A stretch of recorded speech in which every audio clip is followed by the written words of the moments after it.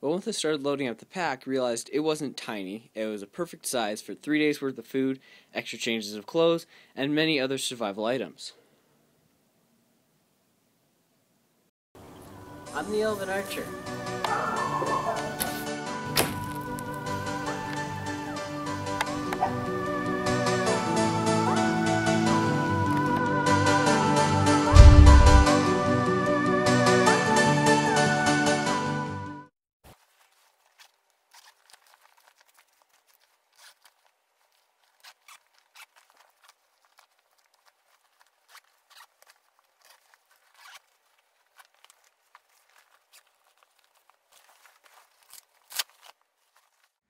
The pack is very small, at 18 inches or 46 centimeters tall, 9 inches or 23 centimeters from side to side, and 11 inches or 28 centimeters from back to front.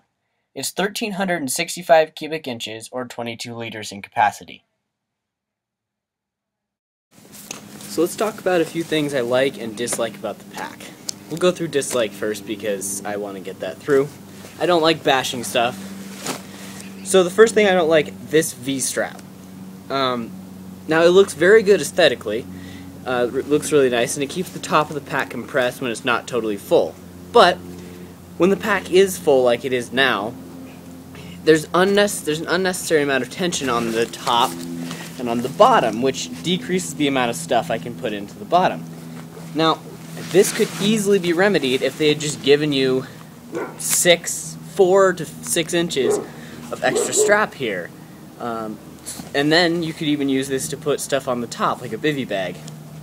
I sometimes use this to strap my bow and my quiver to the top, but even that, when the pack is full, it's really difficult to get this buckled without crushing everything. So I don't like that. That's a bit of a pain. Another thing is the amount of webbing, or mole webbing that's on the sides. There's only a couple here, and there's a couple here, but there's none here or here, so it's really difficult to strap things onto the sides, which if you're using this as a day pack isn't really a concern. But for me, trying to use it as a bugout bag or a field bag, it's just not really working in that regard. If they just put another piece of webbing right here and right here, that would solve the problem. But things tend to just flop around because there's no support sideways. And I thought about trying to use this to strap them on, but again, they don't give you enough strap to do that.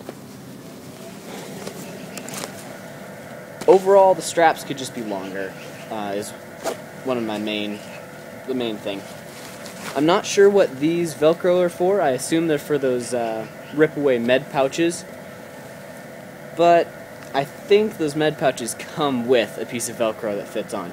Correct me if I'm wrong, but they get in the way a bit when you're trying to go through the wood and things are sticking on them. Another thing, and this is a problem that I see with so many packs, you have to have the pack virtually empty to be able to fit a water bladder in this. Otherwise, the pack just bulges out to the side, and it's really uncomfortable. So, a bigger pack, or locating this somewhere else, like if you put this pouch on the front side of this pocket, that would be perfect, in my opinion. And if you're a backpack manufacturer, you should take that idea, and then you should pay me for it.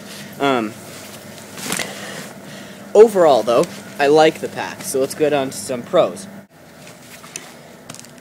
So things I like about this pack. I like the overall size. It's really good for a day pack or a bare essentials bag. And it's very adjustable. Everything on this pack adjusts. And this fits everyone from my sister, who's 5'2", and people smaller than her, to my dad, who's 5'8", same as me, to my mentor, who's about 6'2". Fits him fine. The straps, of course, have every different kind of adjustment from here to here. They also have a buckle here, which I really like this. That you can change out the straps for thicker ones or thinner ones. I know that's on a lot of packs, but some don't have it. So I personally really love the fit of this pack. When I jump, it doesn't jump up and down on my back. When I swing back and forth, it doesn't do it either. Those tassels need to be removed, but you can see the pack itself isn't moving, even with 20 pounds of gear in there. When I put my sleeping bag, my pad, and everything on the sides and on the bottom, It swung a lot more, but it was mostly those things swinging around on the pack because of that, because of those small amount of attachment points that I mentioned earlier, and it's hard to attach things tightly. So that same narrow profile also means that I can fit through any space I would regularly walk through, and my shooting style, with both gun and bow, is unaffected because my arms aren't restricted, even with the straps tightened all the way down. So my final verdict? Yeah, definitely worth checking out. It's made by Condor, so you never have to really worry about good workmanship. They have virtually nothing but quality products. And for a price of less than $50 US, you really can't go wrong.